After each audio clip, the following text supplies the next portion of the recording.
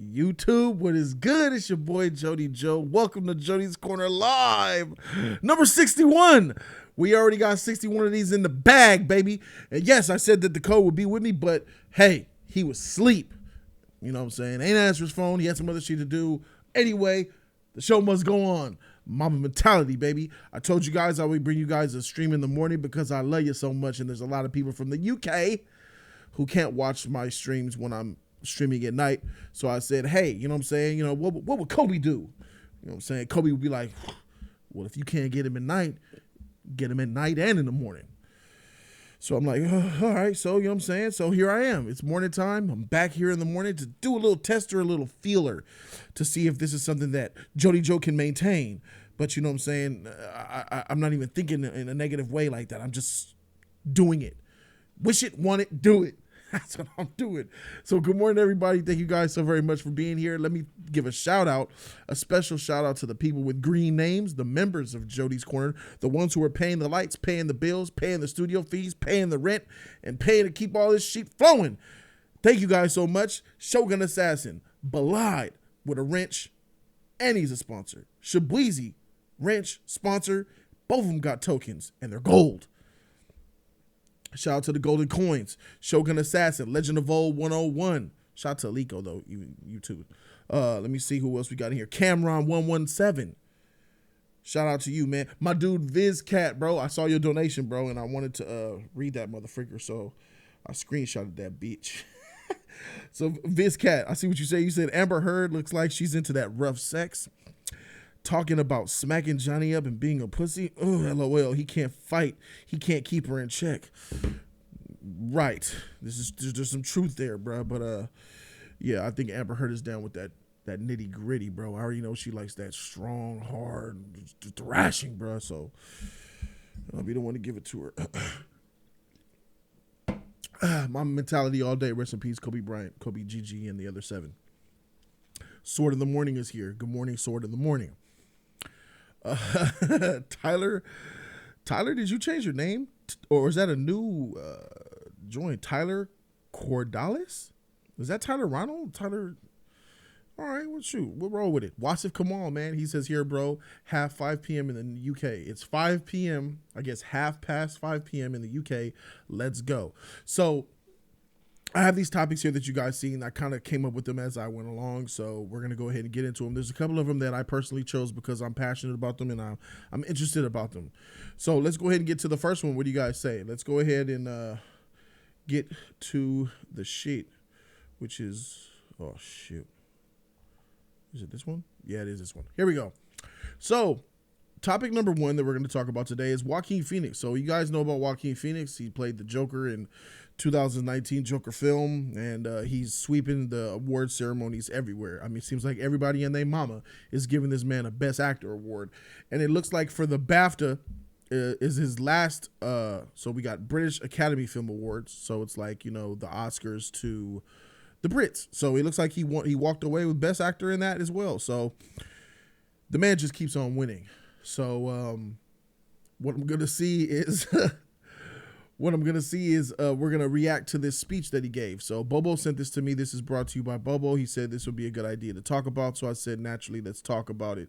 I have not seen the speech. I did not see the BAFTA awards. So I know nothing of the context, but I do know that he's speaking on, he speaks on the status, the community, or something like that. So let's go ahead and check this out, and we'll discuss it afterwards. What's up, Gregory Lou? I feel very honored and privileged to be here tonight. BAFTAs have always been very supportive of my career, and I'm deeply appreciative. But I have to say that I also feel conflicted because so many of my fellow actors that are deserving don't have that same privilege. I think that we send a very clear message to people of color that you're not welcome here. I think that's the message that we're sending to people that have contributed so much to our medium and our industry and in ways that we benefit from. I don't think anybody wants a a handout or preferential treatment, although that's what we give ourselves every year. I think that people just want to be acknowledged and appreciated and respected for their work. This is not a self-righteous condemnation, because I'm ashamed to say that I'm part of the problem. I have not done everything in my power to ensure that the sets I work on are inclusive, but I think that it's more than just having sets that are multicultural. I think that we have to really do the hard work to truly understand systemic racism.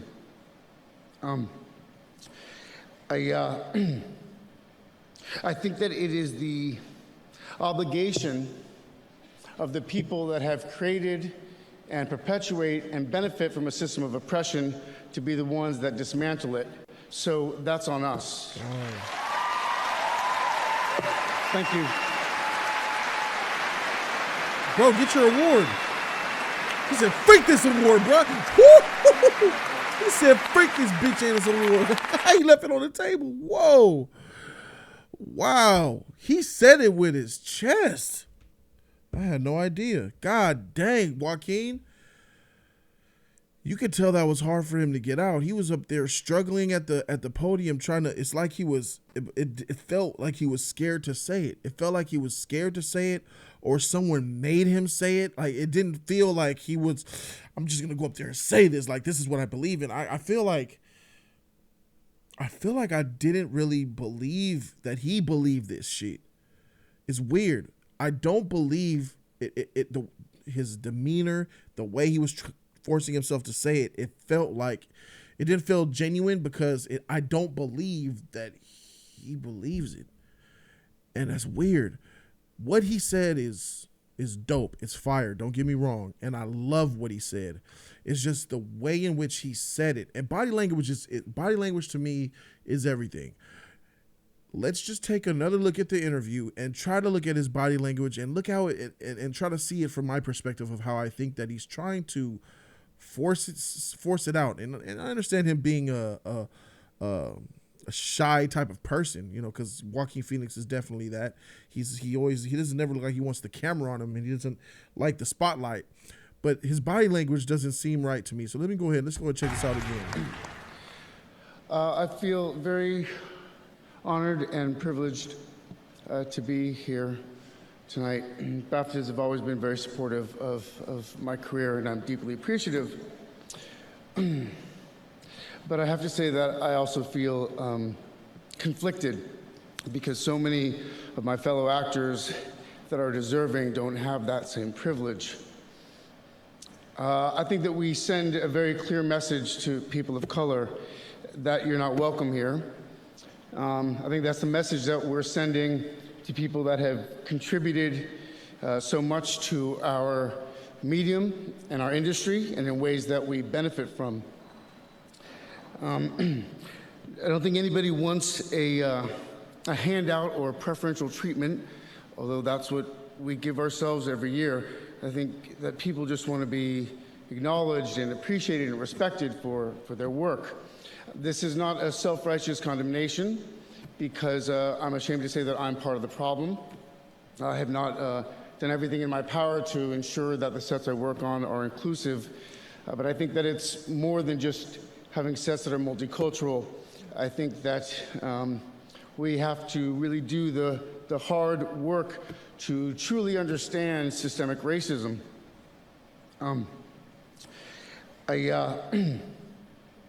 I think that it is the obligation of the people that have created and perpetuate and benefit from a system of oppression to be the ones that dismantle it. So that's on us. That was the most powerful thing. And perpetuate and benefit from obligation. That was the most powerful. It's not powerful because he's saying it. He's doing a terrible job at delivering these amazing words. But if you listen to the words, they're freaking powerful. He's just a terrible salesman. He says it's our obligation of the people who perpetuate and who benefit from systematic racism to be the ones to correct it, and that's on us. God dang if that ain't the truth. And that's some real shit. Let's hear it again. Of the people that have created and perpetuate and benefit from a system of oppression to be the ones that dismantle it.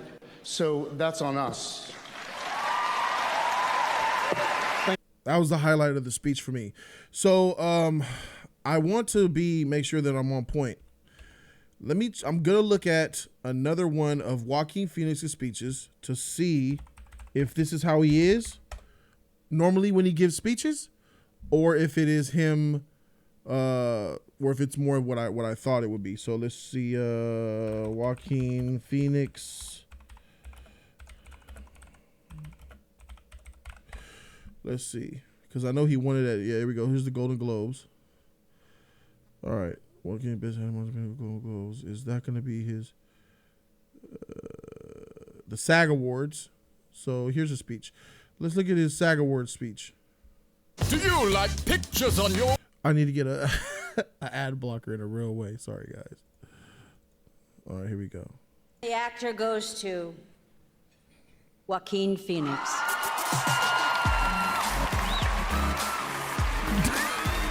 A five-time nominee, Joaquin Phoenix is celebrating his first win. He was previously nominated in this category for his performance in Walk the Line.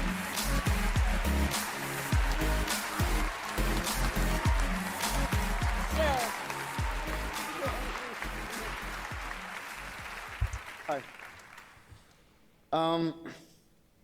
I was here many years ago, and I couldn't fully appreciate it at the time.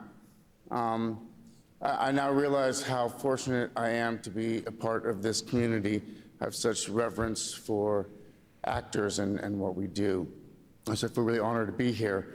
I'd like to just talk about a little bit about my fellow nominees, if that's okay. Can I just say something real quick? Christian Bale scares me. Like, this man scares me. You hear about how he is on set and I think about American Psycho. Christian Bale just looks like he'll cut a motherfucker. He'll risk his millions of dollars, his dime piece models, all that pussy and coke that he does. He'll risk it all just to check a motherfucker, bro. Like, I feel like he'll cut you. Like, look at this man. Look at Leo all sparkling and shit. Glowing skin oozing off his body. Brad Pitt thinking about how delicious that pastrami sandwich he had down the block on Fairfax Boulevard was. And now look at when he goes to freaking Christian Bale. Look at this wolf. Look at this. He looks like a madman. He looks like he looks like he'll eat somebody. God dang. This nigga Batman, bruh. I just saw Batman Begins the other day, too. A little bit about my fellow nominees, if that's okay. When I started acting again and going to auditions, I'd always get to like the final callback. And I think many people know what that's like. And there would always be like two other guys that I was up against. And we'd always lose to this one kid. And look, no actor would ever say his name I'll because it finish was it. like too much. You guys every can already see casting what I'm director talking would about. whisper in there, it's Leonardo, it's Leonardo. Ah, who is this Leonardo? Leonardo, you've been an inspiration for over 25 years to me and so many people. I thank you very, very, very much. He ain't lying on that Leonardo DiCaprio love, bruh. This motherfucking Leonardo DiCaprio. I just saw What's Eating Gilbert Grape. I probably should have reviewed that for you guys, but I just saw it like a week and a half ago. And Leonardo DiCaprio was retarded in that freaking movie. I don't care what nobody... He had that finger action on point. Oh, we do it. Oh! Mentally challenged, autistic, whatever.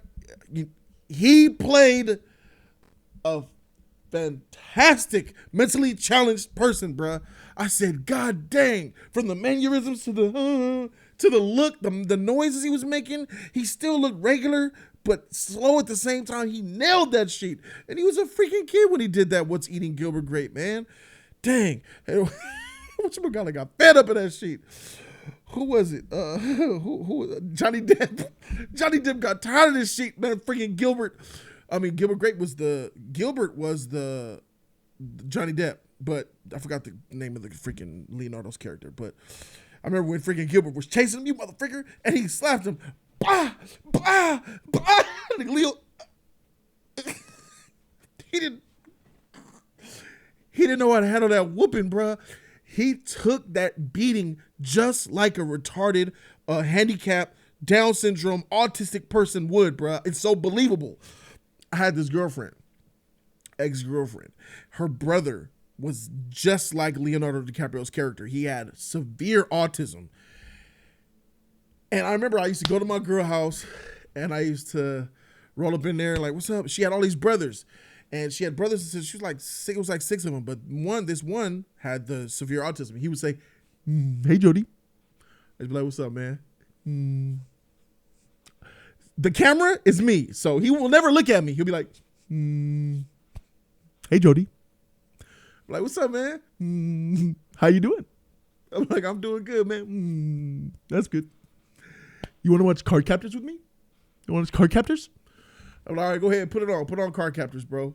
He'll put on Card Captors, and Card Captors, a mystic adventure. I freaking know that song because every time I go to my girl house, he's playing that same episode on that VHS tape. But anyway, let's say this is the TV screen. Here's the TV screen. He puts Card Captors on, and this is him, literally. Card Captors. Eyes on the screen, bruh. Blurring his shit out. And I'm like, bro, get back from the... And they be like, no, just let him do that. That's what he does. He'll sit there and do that shit for 2 hours. So when I see this freaking Gilbert Grape movie and I see Leonardo DiCaprio playing this role like this, I'm like, oh, it's him. So I have like experience with that shit, bruh. Shout out to him, man. He knows who he is. I won't say his name. But shout out to Leo, man. Tight. Christian, I don't know where you are. Christian. He's talking to Christian Bale. Your roles in ways that I can only dream of. Look at this nigga. I just, you never turn in a bad performance. He looks like a freaking hobo. Christian Bale, even when he's happy, he looks like he wants to eat him. Look at this shit. I just, F you up, son. You never turn in. He's waiting for him to say something negative. Say something negative about me, you cook. I'll come up there and kill you. You commit to your roles in ways that I can only dream of. He looks hungry right now. He wants to eat him. You never turn in a bad performance. It's infuriating. I wish you would. One time, just suck once. It'd be great, okay? Adam, I've been watching you. At this moment where he says just suck once. Great, okay? Christian Bale, and he's going in his head. Is he talking about me, that piece of shit cuck? Is he talking about my performance? I'm gonna freaking kill him. I'm pretty sure in the backstage, Christian Bale wanted to say, hey, thank you for that love. It was love, right? Oh, yeah, it was love. He probably tried to body him backstage, bro. You can fight? You want to take my daughter, my niece, I want to know if the nigga can fight. He said he can fight. You know how to fight? Yes. Man, you can't fight. You can't fight. I look at him driver. I've been watching you the last few years, and you've just been turning in these beautiful, nuanced... Okay, back to the real shit. Look, I think I've proved my point. He's up here on this award speech. He's charismatic. He's funny. He's not sluggish but the other one where he's talking about it, he's totally different. So I'm not going to go with that's just who he is, because this acceptance speech is totally different than that other acceptance speech where he was talking about the way people of color are mistreated and all that. Can you guys agree with that? These are two totally different acceptance speeches. If he's one way in one, if that's who he is, he should be like that whenever he's in front of the camera, right? Watch his Golden Globe speech. He was weird too. Finish the video. Okay. Incredible, profound performances, and I'm just so moved by you, and you were just devastating in this film, and you should be here. And Taryn, where are you? I'm so happy for you wherever you are. Hey man. You're so beautiful in this movie, and I'm so happy for you, and I can't wait to see what else you do. Really, I'm standing here on the shoulders of my favorite actor, Heath Ledger. So thank you and good night. Let me finish it. It's finished. So yeah, man. Two totally different body languages. So if we saw that charismatic, jokey, amazing performance, amazing speech, when we go back to this one, which one was it? It was here. And he's struggling getting words out. Actors that are deserving he's breathing hard. He's looking down. He won't look up. He's stuttering his words. He's have that same privilege. I think that we send a very clear message to people of color that you're not welcome here. I think that's the message that we're sending to people that have contributed so much to our medium and our industry and in ways that we benefit from. I don't think anybody wants a handout or preferential treatment, although that's what we give ourselves every year. I think that people just want to be acknowledged and appreciated and respected for their work. This is not a self-righteous condemnation, because I'm ashamed to say that I'm part of the problem. I have not done everything in my power to ensure that the sets I work on are inclusive, but I think that it's more than just having sets that are multicultural. I think that we have to really do the hard work to truly understand systemic racism. I think that it is the obligation of the people that have created and perpetuate and benefit from a system of oppression to be the ones that dismantle it. So that's on us. Thank you. Thank you. Peace out. Freak this award. So I could crack jokes and make fun that he's like, freak this award. He walked away from it, but maybe it's just the fact that this man was dreading going up there, having to say something profound and powerful, and he was just nervous as heck. That is a possibility as well. Hard, to think about, but for an actor who spends his career and makes money off being in front of a camera, in front of millions of people all the time, in front of acting scenes, in front of tens of people in a room, and being seen by millions of people. So that's kind of hard for me, a pill for me to swallow. Based on seeing his acceptance speech at the SAGs versus this one here, there's definitely a whole nother layer of nervousness and awkwardness here. And I think it has to do with the context of what he's speaking. So let me take him out of it. I'm just going to say, I believe that, that there was a little bit of, I didn't feel like it was being, that he really believes that. That's just me, and that's just how I feel about it. But that really has very little to do with the fact that he actually said it, which is the important thing. So let's talk about what he said. What he said has a lot of truth to it. He said that he's not saying that they're asking for handouts, these people of color, but god dang, we have been patting ourselves on the back and giving ourselves this opportunity for the longest time. Why can't we share it with some more people of color? He even said, he was self-reflected, said, I myself am guilty of this as well, because I've been on set and I didn't look around and, say anything about how white my set looks, and I need to do better myself. And then he says that, we've been very clear letting people of color around the world know that they're not welcome here. They're not welcome here. Y'all can't tell me that movie ain't fire, bro, because I done used 2 quotes from that shit already. See, this is why Bad Boys 1 and 2 is better than Rush Hour 1 and 2 to me, because, yeah. Anyway, so he said we're clear, we're letting the people of color know that they're not welcome here.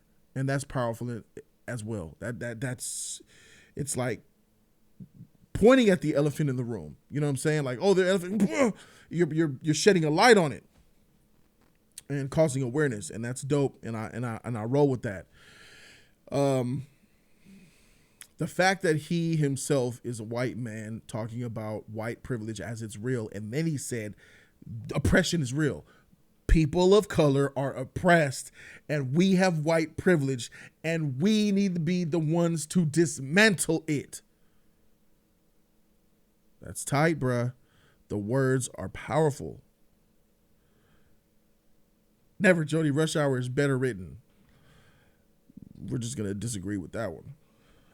So anyway, I think that when I think about Joaquin Phoenix, I have a little bit more of a positive outlook on the man because I just seen a movie of his 2 days ago. Oh, crap. 2 days ago or 3 days ago? Her. I actually sat down and watched the movie Her.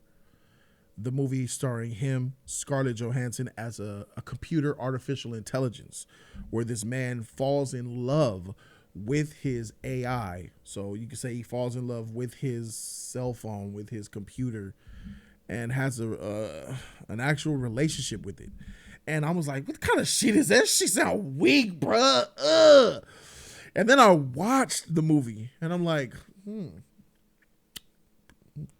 keep it 100 right here, right now. If I was Joaquin in that movie and Scarlett Johansson was that voice, bruh, and she was saying all them amazing things, and here, man, I would have fell in love with that shit too, bruh. I would have been in love. Marry me. And I'm gonna tell you, when that girl came to my door and she was trying to play a surrogate in the relationship, bruh, and Scarlett was talking, and that sexy chick came to make love to me, bruh, let's get married. 3-way. She convinced the girl to give her body up to Scarlett's voice. I was like, what the fuck? She made that shit physical. She was smart. Y'all better watch out. I'm telling you, y'all better watch out. Because as soon as these sex robots get really realistic, bruh, I'm out of here, bruh. I'm going to save up all my pennies, all my stroppennies and shekels. Save up. I'm going to build me a custom-made sex robot. And it's going to be glorious, bruh. I'm going to have that sex robot. And when the sex robot can talk to you, put herself in her own position. Imagine the sex robot who's in the standing position. And then you just say a command. All right, sex robot, you know my favorite style and my favorite position. Get to it, bitch. And she'll be like, yes, daddy. And I can just slide up it. Bruh, shoot. We're getting closer, bruh. We're getting closer to that time, bro. These sex robots is coming. They're getting better and better. I just saw a thing on my freaking, this dude out here that builds them in Las Vegas. He's making waves. Shit, if she could bust it open on her own, you ain't got to position her. You know, some of these bots, you got to pick them up, put them down. Oh, spread the cheeks. Bend your knee like that. All right, for sure. All right, let's get it. Nah, if she could bust it open on her own and you don't hear the gears, like if you don't hear the zzz, you know, sometimes you can hear little circuits and it checks you out. Like if you hear her just go zzz, you'd be like, oh, this is fake. But if she could just bust it open without hearing any circuits, any wires, any electricity, she could just, come on, daddy. Woo! Woo! I'm in that. Boy, shit. Anyway, shout out to my man Joaquin Phoenix, bro, for bringing that fire to the forefront so everybody can see it. I think every word that he said was pure fire and gold, regardless of how I believe it. You know, I'm a man who thinks about delivery. How you deliver a message is almost just important, if not sometimes more important than the message itself. So that's why we have marketing. You know, some people just buy things for the marketing. You know, Beats headphones are, you know what I'm saying? This fool Stevenson Johnson says you have a wife, Jody. Stevenson, bruh, it ain't cheating if it's a robot, my dude. What's wrong with you? It's a robot. It ain't real. So you're good. It ain't cheating if it's a robot. It's not cheating with another. It's a made up thing. It's something you purchase. You know what I'm saying? Is it women got dildos and all that? And come on, bruh. Come on, Bilal. You know, come on now. A sex robot with a Beyonce voice. Ooh, fire. All right, so that's it. The Joaquin Phoenix is in the bag. Good job on Joaquin. Fire flame, fuego. Let's move on to the next topic that we have. And it's about the rhythm section. So, are you guys aware of this movie? How many of you guys know what this is? Do you guys remember that this movie came out last weekend? You remember seeing those trailers in the movie theater of, it's a girl, and she's doing her little action, beating up grown men and shit? No idea. What the heck? No, nah. See, it's good. None of you guys know. So if you guys have been to the movie theaters in the last 3-4 weeks, you guys probably seen this trailer play before your film started. A lot of you guys, no idea, never heard of it. I'm not really checking for it yet. Well, it already released. It already came out.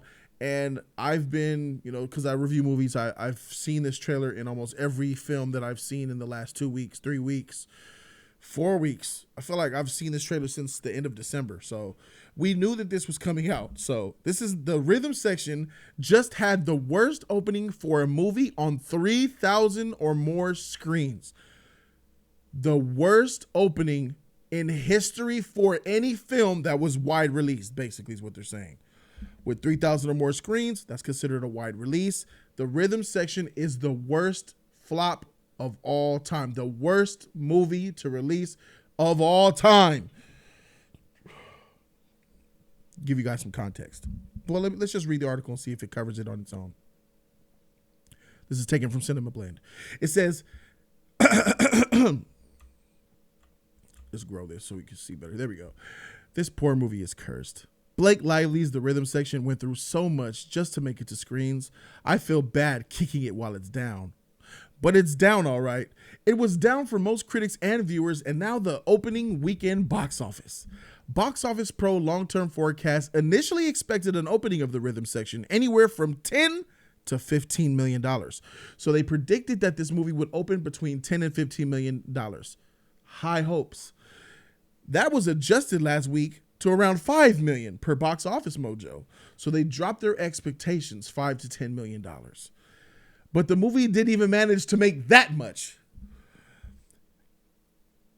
Tiff Ever says, hold on, worse than Jeepers Creepers 3? No, because Jeepers Creepers 3 was not released in 3,000 or more theaters. All right, so instead, the Rhythm Section just barely made the top 10 of domestic box office chart on January 31st through February 2nd of 2020 with $2.8 million. Only $2.8 million it made. Now we've seen other films make trash amounts of money like that before, but the thing was they never had a wide release like that. It was a movie that you probably could catch 2 or 3 showings per day and only in 1 out of 5 theaters. You know how you have to call and find that theater that's playing it. That's a small release type of film. But look at this. Look at the screens. It made only $2.8 million from 3,049 screens. That's like almost as many theaters as Bad Boys. Think of a Bad Boys release and then the Rhythm Section release, and it only made $2.8 million. That means if you take down 3,049 screens and we break it down, that's probably like 2 people, 3 people, 4 people per theater. That's crazy. Giving it a truly sad per screen average. Look at this. Look, it's right there. A per screen average of $918 per screen. Per screen. So let's say tickets are $20. And let's say that's about $1,000. That's like that's less than 40 something people, 40, maybe 40. It depends on how many seats are in the theater too. If it's $20 is like $40 something, right? Like 48 people, right? And some theaters are much bigger than others. In LA versus Wisconsin or some shit, I could imagine, because I went to Philadelphia and I seen Gemini Man. I seen Gemini Man in a relatively, well, for Philadelphia they would call it a big screen cinemaplex. That theater was small as shit. Seats were narrow as a motherfucker. Aisles were tight and narrow, and the screen was small as heck, bro. So yeah, if we're talking about $918, it's about 40. It's about 48 people. Well, I did that with my head. I'm a G. It's about 48 people in each theater. If seats are like 20, saying seats are $20 during prime time. That's and that's 40 people scattered throughout. Maybe if you see a 300 seater, which is average out here in LA, if you see 48 people scattered throughout it on average, that's pretty bad, bro. That's pretty bad. According to Deadline, with that 2.8 million, the Rhythm Section now has the record of the worst opening for a movie that opened on more than 3,000 screens. That means 2006's Hoot can now breathe a sign of relief because it made $3.4 million. I don't even remember Hoot. So Hoot was the previous record holder in 2006. And it just got thwarted. So that 2.8 million also marks a personal low for Blake Lively, with her worst wide opening ever, dropping from the 9.8 million in 2005 for The Sisterhood of the Traveling Pants.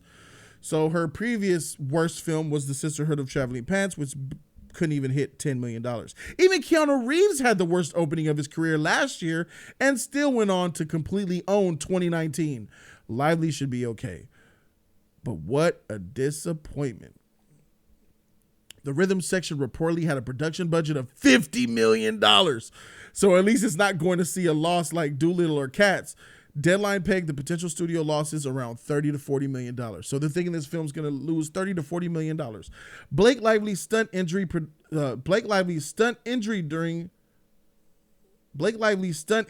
production ended up delaying the shoot much longer than anyone anticipated when her first surgery didn't go as planned. Surprisingly or not, that didn't raise the production cost because insurance reportedly covered the gap. Not that it would have helped Lively feel much better. She hurt her hand in a fight with co-star Jude Law and explained to Cinema Blend how her shattered hand ended up in the movie. The Rhythm Section movie release dates a couple of times. The Rhythm Section move release dates a couple of times. It was meant to come out around this time last year, and then it was moved to November 2019. Deadline was told that the film's final move at the end of January 31st was for Blake Lively to be able to promote the film after giving birth to her child in 2019. Reviews of the Rhythm Section haven't been great. Cineblend's own Mike Reyes was a fan of the movie. He gave it 3.5 out of 5 stars. Blake Lively's strong reviews for her performance. Unfortunately, the viewers who did go see the movie rated it low with a 43% on Rotten Tomatoes, a 5.5 out of 10 on IMDb, and a C+ cinema score. And it was a January release. So it's asking if you've seen the Rhythm Section, but most of you guys have not. The thing that really jumps out to me is because what is the Rhythm Section? The Rhythm Section is a tale of a girl based on it's part of this woman movement where these little frail 110-pound women beating the shit out of all these men. It didn't show that she's specially trained or anything. I've seen the trailers, but even if so, it looked like this crappy action film attempting to be Salt, but it just didn't roll over well for me. I'm like, I remember seeing the trailer in the theater and I said, I ain't seeing this trash. A couple people laughed because they felt exactly the same way I felt after watching it. In fact, let's go ahead and do one better. Let's look at the trailer ourselves. Let's look at the trailer. I already forgot the name of this.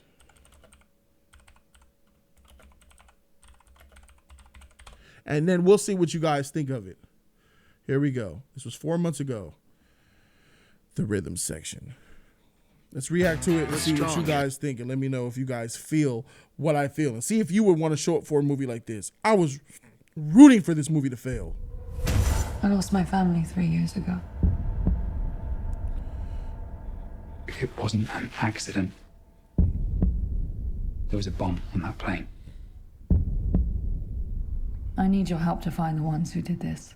I've got nothing to lose. What about your life? What about it? I'm going to say this once. Even if you succeed, it won't be worth it.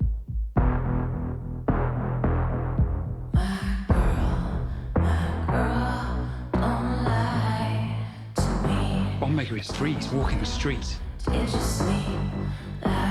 promised me you won't do nothing silly.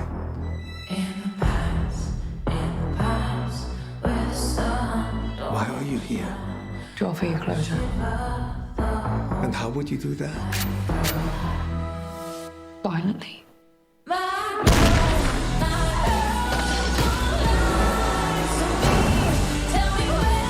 You're much more human than I thought you'd be. Then it's a good disguise.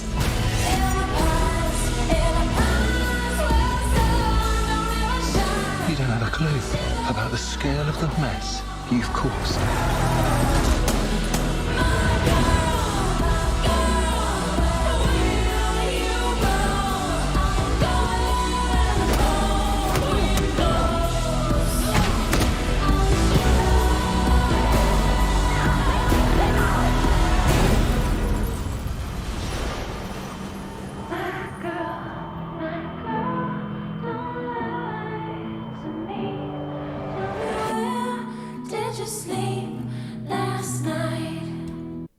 I ain't buying a single piece of shit that she doing in this movie.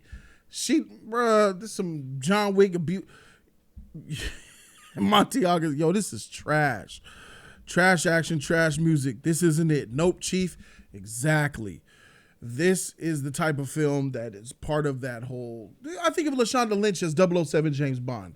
I put that right with this type of shit where you just can't make an action movie with this small, frail little girl beating up or doing these amazing things, stabbing people, robbing people, beating up people on the bus, getting beaten up by other men, and still doing the action hero shit like it doesn't affect you. Like I just don't buy it. It just doesn't look like a film that I want. And a lot of people felt the same way, because not only did men not go see this shit, but for this film to do so bad, that means some women didn't go see this shit either. And a lot of these women are out here crying wolf like, oh, we need more representation. We need to be in the action heroes. We need more women this. Then why aren't y'all showing up to support these movies? I know, maybe because you just want to talk and you ain't about them actions. You just want to go to Twitter and social media protest, but you don't want to actually physically do it. Barack Obama said it. He said, people on social media, that's not real protesting. Now, anybody with a phone could go to social media and say anything they freaking want to. That's not real activism. People who go get them billboards, who go to the street, go to the city hall, city council, embassy. People are out there in front of those corporations making their voice heard. That's protest. That's activism. It's called activism, being active. It's not just activism. Nah, bruh. Nah. So freak the movement, freak this trash movie, and now this is a #1 record holder for worst opening with a wide release of 3,000 or more theaters. And I'm freaking glad of it, bruh. Blake Lively, hold this L. You and your husband, hold this L. Because that video game movie, it was Ryan Reynolds. He's over here playing a niche too, isn't he? I am tired of Ryan Reynolds. I don't know, man, how you guys feel. I've never liked Ryan Reynolds. And even more so over the years have passed, I've continually started to just dislike him. I hate his voice. I hate his face. I hate that he's always Deadpool in every movie he's in. He's a comedic, not funny. He's a comedic yet not funny, fast-talking douchebag prick in every single, and a sarcastic narcissist in every movie. I'm tired of him.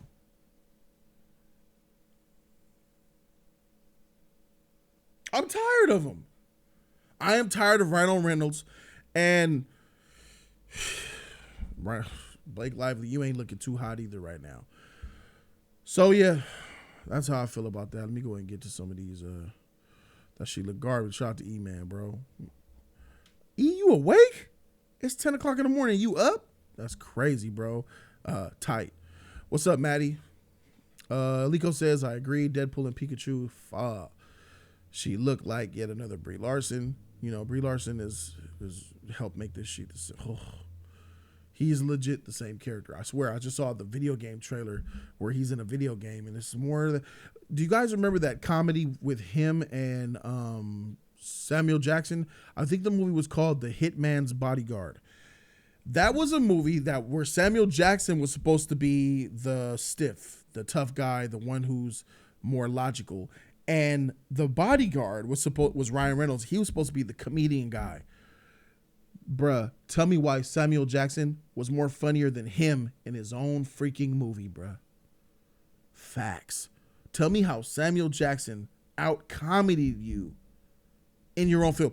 There's a film where they're roasting each other. Let me put an expose on this whack fool, because he ain't funny.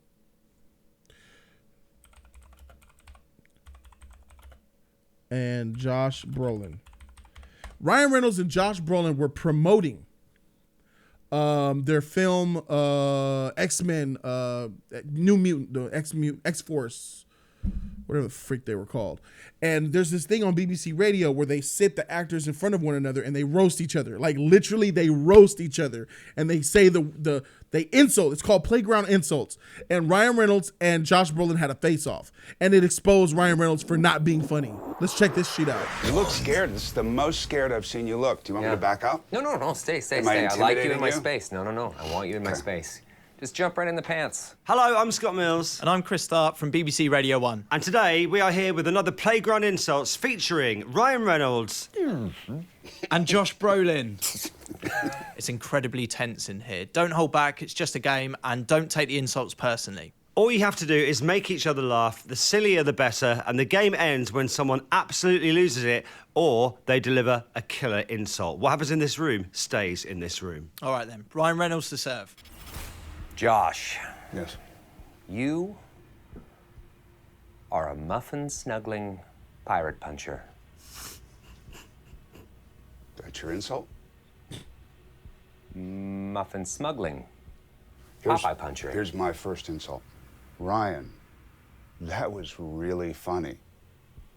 Okay, game on, Brolin. Got him. Okay. You're so old, you make Dust look like a baby. I'm trying to process that right. You're tall, you're handsome, you have the perfect amount of scruff, and you still have no talent. Wow. You're gonna say that with a straight face to 1998's MTV Best Kiss nominee Ryan Reynolds? Go for it. Okay, let's talk about the obvious thing. Green Lantern. End of career, and yet you're still going. Why? None of us can understand. Fuck! Wrecking this fool, bro. Come on, Ryan, be funny. Okay, wow. You smell so bad. Nah. I can hear it. Again, being tall, being handsome, being presentably beautiful, I was surprised during our sex scene how small your penis was and how big your balls were, which makes sense, and how you create a tone in Deadpool that's as edgy as it is. Destroying this fool. That's 3 balls to you, my friend. It's called a tristicle. It's an issue, all right? A lot of guys have it. Josh, you dress like an old George Hamilton.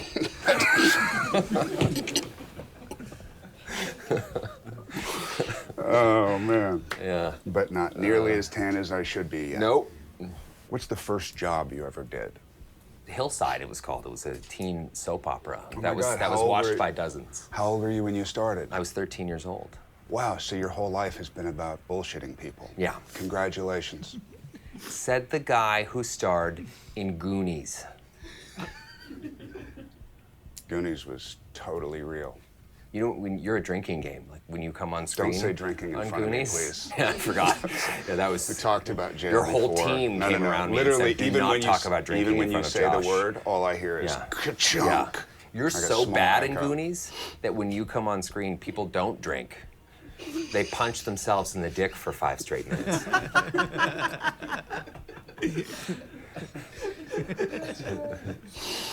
He's actually And terrific yet- in Goonies. It's like And one of my yet, favorite movies. You actually just felt guilty, didn't I you? did. I totally did. You actually felt guilty. Which is okay because it was still successful, as opposed to Green Lantern, which was just nothing. Josh, what? This is honest. Do you know This I've is a never serious seen question, though. Okay, but I've never seen Green Lantern. Neither have so I. It's just from you haven't either. No, the editor didn't even see it. But Should we stop now or let him carry on? It feels like we're on a bit of a roll. Let's leave him to it. Josh, what's your favorite color? That's funny. Favorite color? Mediocre? think that's it. Is that it? I rest my case on Ryan Reynolds, bruh. Josh Brolin is an actor. He ain't a comedian. And you're getting your shit pushed in by Josh Brolin, bruh. Yeah, so yeah, if you're funny, you can roast, bruh. I can roast. So Ryan Reynolds ain't shit, bruh. So what the frig are we dealing with here? A person who keeps getting these roles playing the same type of stereotypical character. And I just seen a movie, stupid. That movie with the Michael Bay film on Netflix. The racing movie with him. Oh God, why don't you just call that Deadpool? Deadpool Racing Edition. What is the name of that movie on Netflix that he has with Michael Bay? It's called Six Racers, Need for Six Speed, 6 Team Hero 6, something with a 6. Underground, that's the name of it?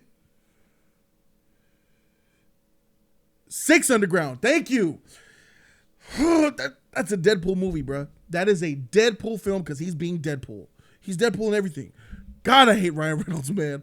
I just want to punch him in the face. All right, so anyway, that's it. That's the end of that, man. So we're done with that one. All right, so to the final topic that we have here that I wanted to pull up and bring up here is we have some movie news about Mark Wahlberg and his docu-series coming up called McMillions. You're like, what the freak is the McMillions? So look, guys, do you guys remember? I'm sure all of you have either participated or know somebody who's participated in the Mega Millions McDonald's Monopoly game. You guys know that comes around once a year, and you got to get the boardwalk, the park place. You get your little things to win your TV, but everybody wants that $1 million, right? Because you got to get boardwalk and park place. And if you guys are anything like me, you always get park place, and you never seen boardwalk. And people think you got to be old in Missouri to win that shit, right? Everybody played the Mega Millions for McDonald's, right? Did you guys know that there was a huge, incredible scandal from people who I believe created that McDonald's game and they were benefiting from it? Well, then neither did I. Because when I saw this on a billboard outside, when I was driving down La Brea and I saw a billboard, McMillions scandal, what? And then I looked it up and Mark Wahlberg is the producer of this thing. So Mark Wahlberg didn't think the McMillions story was real until he produced the HBO docuseries. See, I didn't know that it was a real thing either. I had no idea this was a scandal. So look, McMillions is a 6-part documentary about McDonald's Monopoly game scam that eventually tied to $24 million in fraud.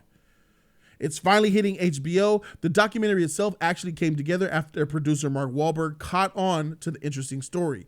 He said in a recent interview that he didn't realize the scam was real until he started looking into it more.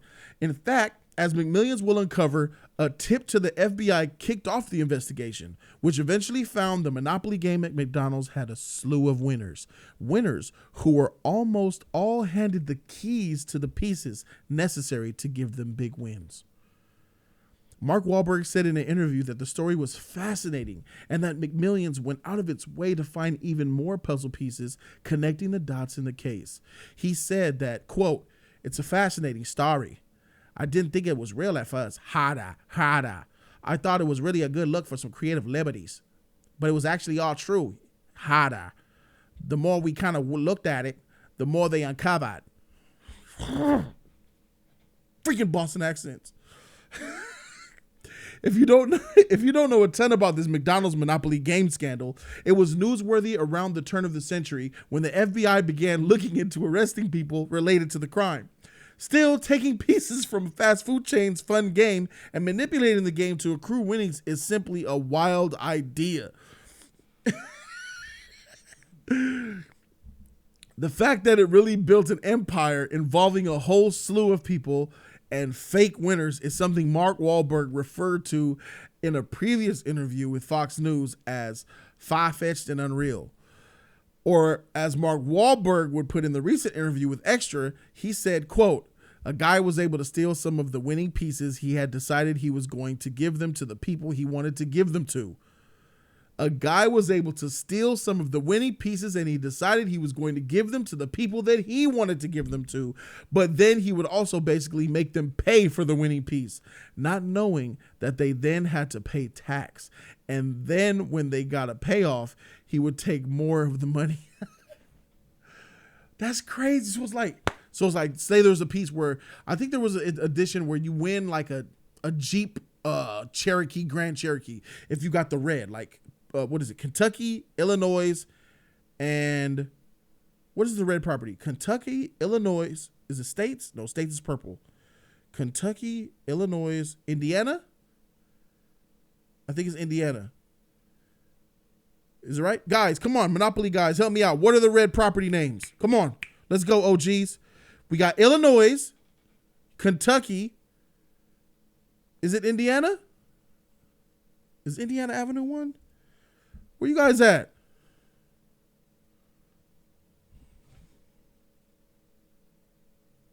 Hello? Hello? Nothing? Blown. Everybody. Wrong generation, I guess it is. God damn.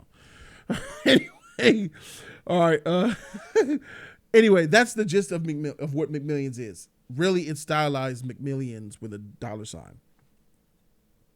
But it's a lot more nefarious than a guy pocketing some change. As you can see in the trailer, an ex-police officer is involved. The mob is involved. The FBI is involved. And as early footage from the documentary also notes, the vast majority of these winners, they're good people.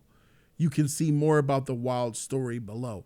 So imagine, if you got all three of the reds, you could win like a Jeep Grand Cherokee.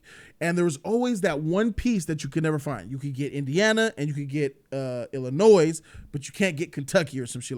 You could get Indiana, Kentucky, but you can't get Illinois. No one finds Illinois. So say an employee that somehow steals those pieces, he has Illinois. He's like, look, bruh, I got that Illinois right here. You want that Jeep Grand Cherokee? You got Illinois? Oh yeah, give it to me. Huh? I'm selling this Illinois, fool. All right. How much? Man, that Jeep Grand Cherokee's like 40 grand.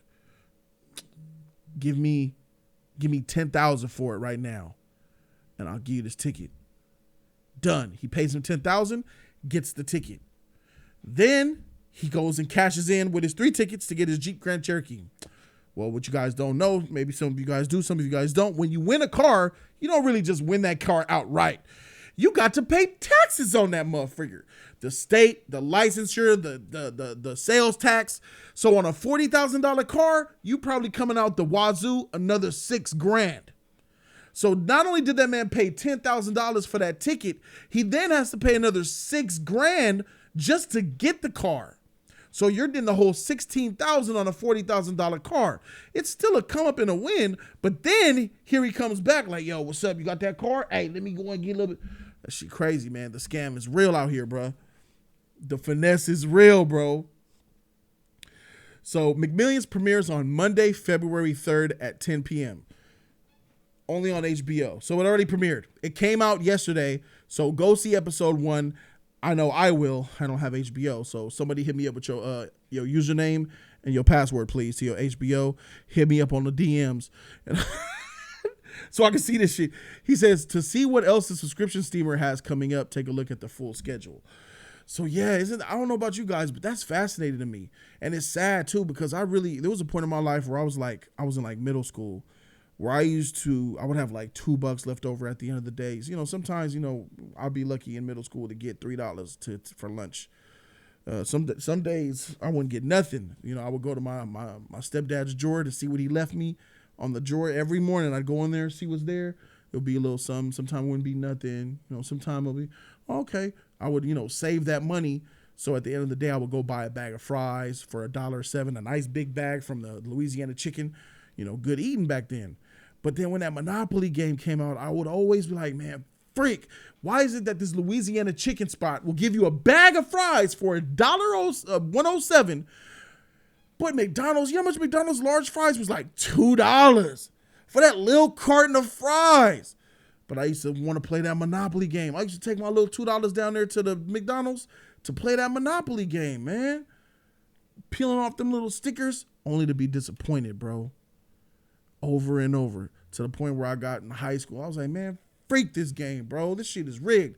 And remember, at one point they had the whole puzzle. They would hand out the board game so you could stick your pieces on there. And I had all collections of all around. I was getting them for my friends. Hey, man, you want that? I would wait for my friend to see, because everybody wanted the instant winner. Instant winner. You want a breakfast sandwich? Instant winner. A free medium coffee. They would be happy about that. But they also had pieces next to that instant winner. And I used to be like, can I have your piece? Yeah, sure. I'll take it. I used to take all the pieces wherever I can, go home and, yeah, my board's almost full. And I never got the missing piece. I had the greens, I had the reds, the orange, the purple. And each one of those colors was always missing the one freaking. It was a scam. Knowing that some freaking piece of shit was stealing them and selling them on a freaking. That shit pisses me off, bro. That pisses me off personally, because I put a lot of time and hope into that shit. So I ain't like that shit. FFC says, my bad. I went to a short workshop and just got back. What topic are we on? We're on the McDonald's topic. Shout to FF Cecil. Midnight Luna says, there is no such thing as free cars or money, etc. Prize winnings are usually 50%, more like 20K. Yeah. Lukewarm says, it's been a long time since I played Monopoly. The last time I played, I was tired and pissed. Facts. Tyree says, why fools just stop trying and let the chat stop?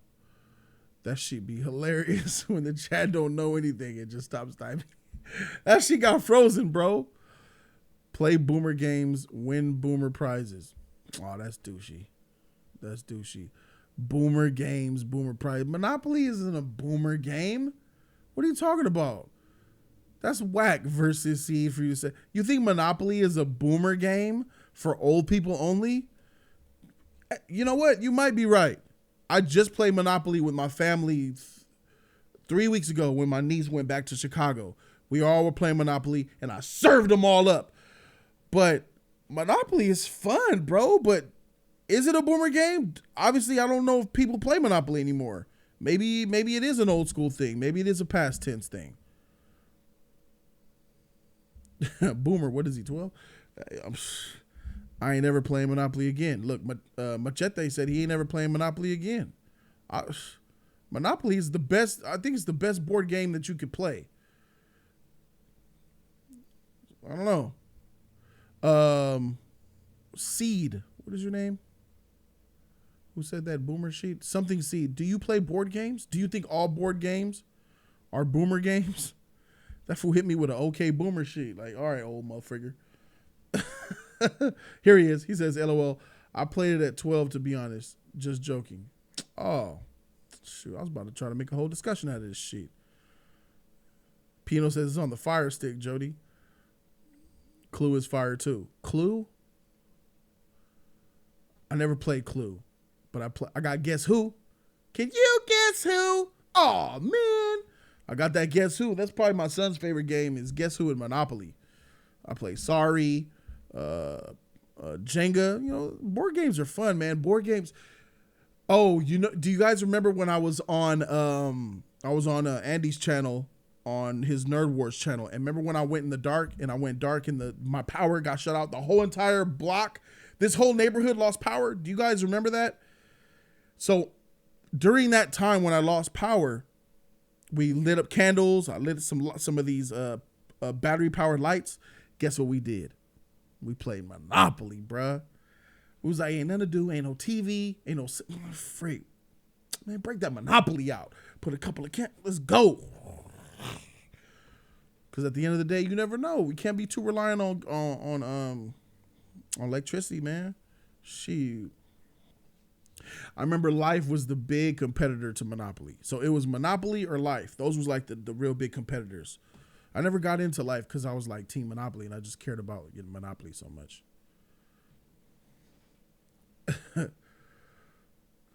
Clue is definitely boomer. That's just weird to me. I thought boomers is supposed to be something that's like 60 years old or more, like during the baby boomer generation. So Boomer is... I don't think any board games that are being released right now in Target, if you can get up out of your chair right now, ride your scooter, skate your skateboard, or drive your car to your local Walmart or Target and buy it right off of a shelf, it's not Boomer.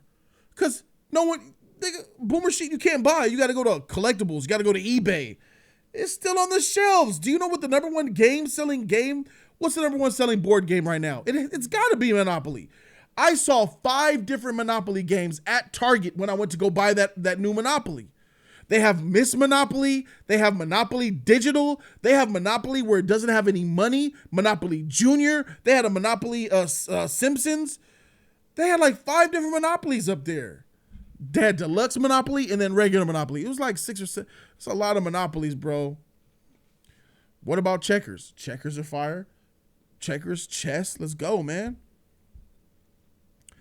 Boomer is some old shit. I was raised with certain things and they would call that a boomer thing. Man, I'm still young. What about Hungry Hungry Hippos? Hungry Hungry Hippos is fire, bro. I bought my son that, but he lost the balls. Hungry Hungry Hippos is fire, bro. Jody, you're taking boomer a bit too literally, my guy. My generation calls anything that came before 1995 boomer. Well, that's not right. That's off. That's not where it come from. We even did the article on the stream. Okay, boomer. That was an article based on old people. It's supposed to target old people, old gray people from the boomer generation. Like, it's that old people don't understand young people. That was what the article was about. It was like, okay, boomer, you're old from the 1950s, 1960s. This is 2020. Freak out of here with that shit. It was about old people from the boomer generation not understanding what the younger people are doing, hating on the younger people, saying their music is trash. They have no perspective in life. But saying anything before 1995 is boomer is dumb. That makes y'all look stupid. That's millennials. So millennials are boomers to you guys? That's one generation behind your generation right now. That's stupid. Dumb motherfreakers. I didn't think my joke would make this a discussion. My bad, y'all. What are you apologizing for? This is how we do it here, bro. I look at comments, I seek them out, I talk about it, man. We'll make it a discussion. You ain't apologizing for it, man. You up and keeping the shit going. What time is it? 10:30? Yeah, I'm out of here in 10 minutes, guys. Thank you guys for watching. I appreciate y'all. 10 minutes and we out this motherfreaker. Oh, snap. O'Shea Goodman. I just seen some shit from O'Shea Goodman. Hold up. Let me pull my sheet up real quick.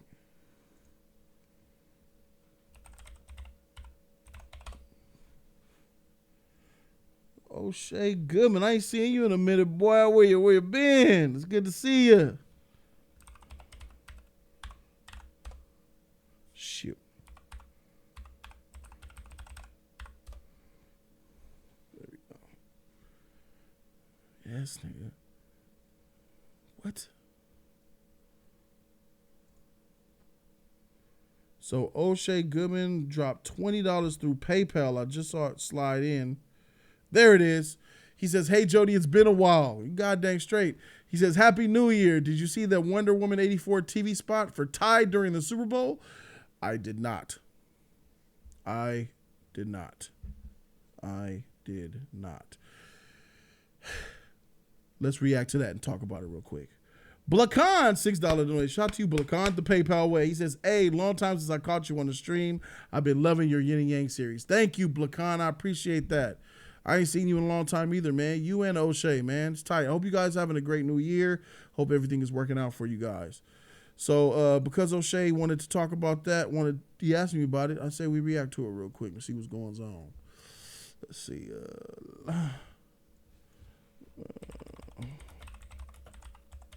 Wonder Woman Tide TVs. It's 3 minutes long? Why is this shit? No. It's this one right here, right? Yeah, Tide.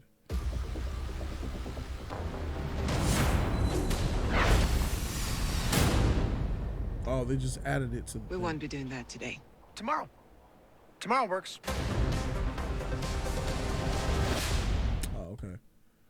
that it? It was We won't be doing that today. I definitely think that's part of the film. I don't think Gal was actually talking about that shit. And this idiot with the raspy voice that I can't stand just entered the thing. So, okay.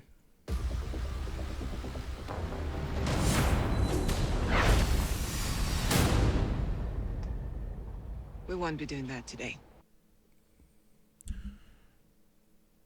Gal looks good. Anything Wonder Woman is fire. The malls, it's just taken. There's really not much for me to say here except that it's cute that they added the little Tide part to it because, you know, Tide's about cleaning clothes and it has that bright colored logo on the front. So maybe there's some relevance there. But it was only 15 seconds. Like Tide, you couldn't pay for the full 30 seconds? Is y'all budgeting like that? What the freak? What's going on, Tide? You only got a 15-second commercial for the Super Bowl? You can't afford the $5 million? I go to my Target. I skip Tide because that shit costs the grip. I'm over there looking at freaking Ariel soap and Gain because Tide is like $8 for a little bottle. You could get twice as much with Gain, and Gain get your clothes smelling delicious too. Freaking Tide is expensive as shit, and y'all skipping on this commercial? Do you know in my grocery store they lock the Tide up? They put it behind plastic. You can't get to it. Tide. All that money you pay, you charging for your detergent. You skimping on a commercial. Man, freak out of here, man. All people want is clean clothes. You charging a grip. Tide Pods, killing. You know, they got the Gain Pods. Those are fire. You get a whole bag of 24 Gain Pods for like $5. Tide, $12. $12.99. The heck? Can't even afford Tide, and y'all over here skipping on a commercial. That's crazy as heck, bro. Next Wonder Woman 84 trailer in WonderCon. Okay, so she's definitely gonna invade WonderCon this year. That's got to be a thing. WonderCon, because Comic-Con is after Wonder Woman's release. So Wonder Woman comes out June 5th. Comic-Con is probably in July or late June. So WonderCon is that's the spot, bro. I think Gal, Patty should show up at WonderCon and do the whole thing like they did in 2017. It was Wonder Woman promoted at WonderCon. It was the place where I met Patty for the first time, and then, you know, the relationship took off from there, and, you know, she's doing amazing things and stuff like that. So it only makes sense for her to come full circle back to WonderCon. So WonderCon is definitely the place where I think that the trailer 2 is coming. Thanks, guys. I'm glad you like that banner, man. Yeah, shout out to my GD. Shout out to my boy, man. So yeah. Easy, Jody, don't get your beard all ruffled. I like Arm & Hammer. Gain is better. They both have pods now. I'm with it. I'm with anything that's sometimes on payday, you know what I'm saying? You might go get some Tide. But them pods are expensive as shit. Waller Magula says people steal Tide products and sell that shit half price and make bank. I used to get 100 pack of Tide Pods for $5 off the street. You ain't lying. The dope heads, base head, crackheads, they be stealing the Head and Shoulders, the Tide, the freaking Aveeno lotions. They be stealing that expensive shit, bro. And they be $5. What's up? $5. Hey, Tide Pods, 100 pack of Tide Pods for $5. That's incredibly cheap. Out here, they might try to get 10 for it. Hey, let me get $10, man. It's 84 packs, man. $10. And you could like talk them down. Like, nah, man, I'll give you $5 for that, bro, right now. Oh man, come on, man. You killing me, man. You know how much this is in the store? Yeah, but we ain't in this. All right, man. Do your thing, man. I got the 5. That's it. Come on, 6, man. I'll give you $7. Give me the Tide Pods and that lotion. Oh, what you doing to me now? What you doing to me? All right, bro, I got nothing for you. I'm good, bro. You know what? I'm good. All right, I'll do it. All right, for sure. Finesse them. They need that money, baby. See, that's how I be out here. Bro, the Tide Pods is a real come up. If you can make $20 a day just selling freaking Tide Pods as a dope head, then, bruh, you're doing good. All right, so that completes the morning edition of Jody's Corner Live number 61. I thank you guys all thank you all for being here. I appreciate you. Shout out to the people who showed love and commented and been here in the chat supporting, people who donated, and everyone who liked this video. Hopefully you guys hit that thumbs up button. That helps out the channel tremendously, and I appreciate that. So I'll see you guys tonight on Andy's channel. Is this old? Yeah, I'll be on Andy's channel tonight for his Change My Mind. That's where I'm at around 6 p.m. So I'll see you guys there for that. Thank you guys so very much for watching. I'm Jody Joe, and I'm out this thing, man. Deuces.